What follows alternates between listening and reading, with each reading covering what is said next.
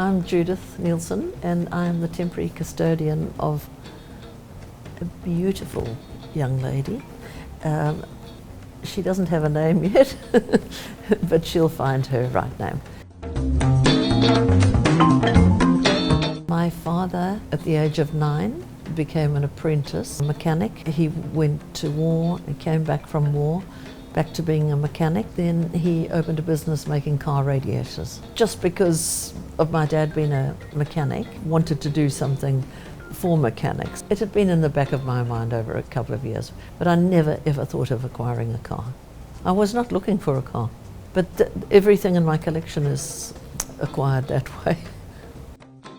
I was watching the news and I saw this car and it was an electric connection. Straight away I thought that will fit in perfectly with the collection because it's so contemporary.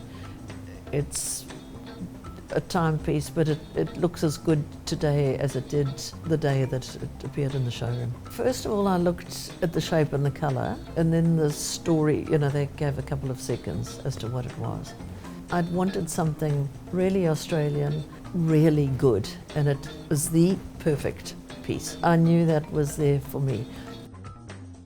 I felt excited and I felt very relieved because I didn't want that car to go away and be locked up. I like its strength. It's very comfortable being what it is. Yeah, I can't pick it apart. Yes, it brought back a time. No, I got into her, and sitting on those seats brought back a lot of memories.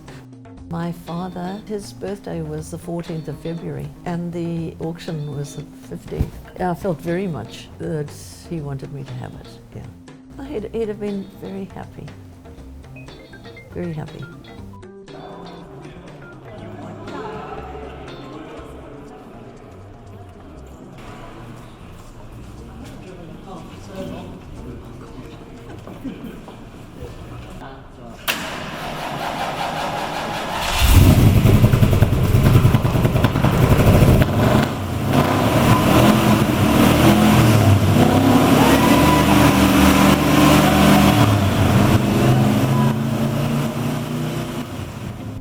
I was originally had ordered a silver Ford 71 GT, but they'd been having trouble with the colour because it was blotching a lot. The salesman came around, he said, there's a new one coming out, would I be interested in that? So I asked him, what's in it? It turned out it was the Phase 3.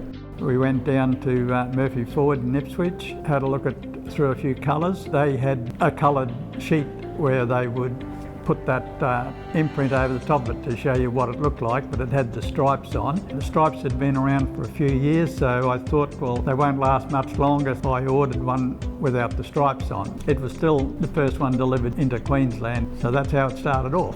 When I sold it, it was 99,700 mile on the clock, and it was a 12-year-old car, so we decided we'd get another new car. Yeah, I felt a bit sad coming home, and I thought, oh, it was a good old car. Had a lot of fond memories. And there was nothing wrong with it, but... And like I used to think back, when I had my children, Glen would come and pick me up in the car and, you're just sort of driving home from when we sold it, you're thinking about all those things, but anyway, they're good memories, yeah.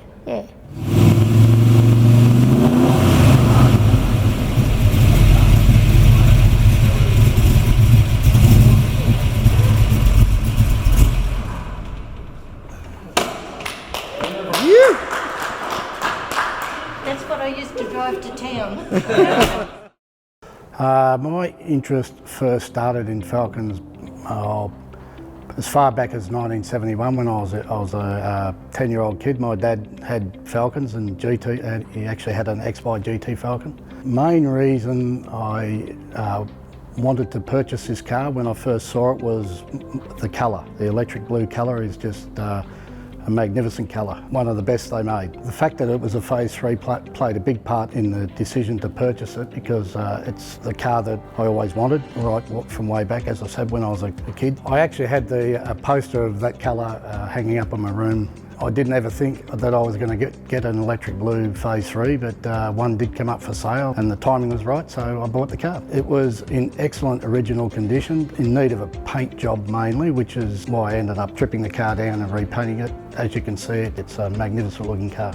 But basically all we did was strip the car down and repaint it with a bit of re-chroming work, but basically the car just went back together with everything that came off it. It was a very good original car. All the panels are still original on it, the interior, so which is a big thing with these cars.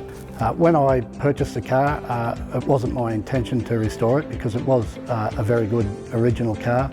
But back in the early 90s, it seemed to be what everyone was doing, and there was an attraction to restored cars at that time, so I decided to restore it.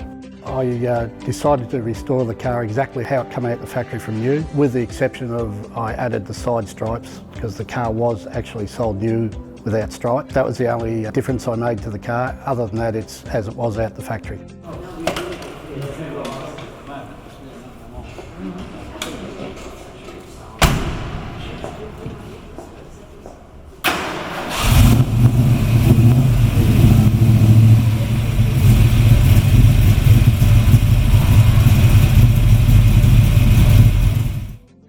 I think it's wonderful that Judith has bought the car and it's going to be here in the museum and other people can come and enjoy looking at it. I think of it like this, it's a good place for it to retire. Yeah. It's not going to get left out in some chook pen collected Or finish up on a rubbish tip.